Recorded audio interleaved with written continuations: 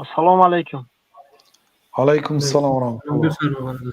Устоз шумо нағз устоз. رحمت سلامت باش. устоз алло ҷазои хайртон битиҳад. хело миннатдорем аз шумо ва аз кормандоне ки алҳол бо шумо ҳастанд. онҳоро алло ҷазои хайр бидиҳад.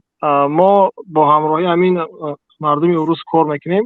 мисол ҳамин праздникшон наздик шидестай ҳамиё моро табрик мекунем. мисол вақти кор да мебиям, мисол табрик мекунем. мо чӣ ҷавоб гардонем дар инҷа? مقصد عیناً به همون تبریکی که میکنن جواب نگردانید و یگان سخنی عام گویید، یعنی به معنای الله تعالی، یا که مثلا به لفظی باخ مثلا میگید که تو را خوشبخت گرداند، الله تعالی تو را خوشبخت گرداند. به همین معنا دعاهای عام. این دعاها یعنی چنین دعاها از صحابه ها، از تابعین در حق کافرها ثابت است. مثلا در امام بخاری در کتاب ادب المفرد خودشان میبیارن از عقبه ابن عامر جهنی رضی الله عنه یا صحابه انه مر برجل هیئته هیئت مسلمین فسلم. از نزد مردک گذشتن که صورتش به صورت مسلمان مانند بود، سلام دادیان، السلام علیکم و رحمت الله و برکاته گفتیان. فرد علیه و علیک و رحمت الله و برکاته. اون نصرانی هم رد گردون است که و به تو هم رحمت الله و برکات الله تعالی باد گفته علیک گردانید است.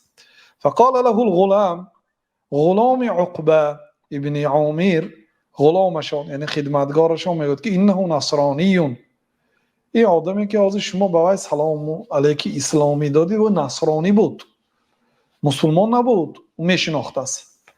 فقام عقبه فتبعه. حضرت عقبه خستند و رفتن از قفاش حتی ادرکه، حتی وی دریافت کردند و گفتند که ان رحمت الله و برکاته علی المؤمنین، مهربانی الله تعالی و برکت الله تعالی برای مؤمن ها باد. لکن اطال الله حیاتک و اکثر مالک و ولدک. الله تعالی عمرت دراز گرداند. لیکن من دعای من به تو چنین است، این دعاهایی که اول کرده بودم و برای مسلمان ها هست، اما برای تو اطال الله حیاتک، الله حیاتت دراز کن، عمری دراز بین. اکثر مالک، مالت زیاد گرداند، و ولدک، فرزندات زیاد کند. شیخ البانی هم حدیث حسن گفتن، امام بخاری در کتاب ادب المفردشون آوردن.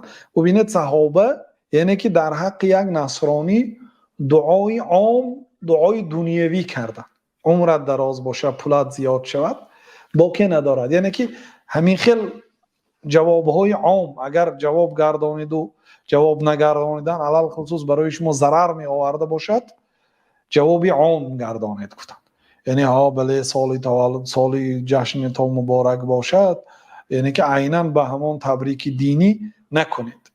این چنین عبدالله ابن عباس هم رضی الله عنهما، این هم امام بخاری در ادب المفرد آوردن، گفتن که لو قال لی فرعون بارک الله فیک قلت و فیک.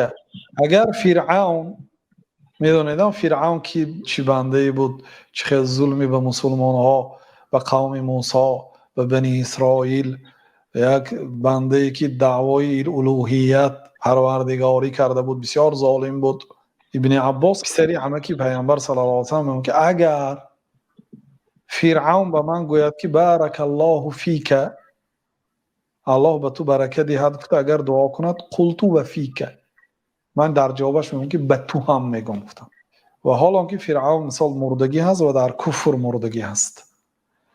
یعنی این سخن ابن عباس صحابه هست، امام بخاری روایت کرده.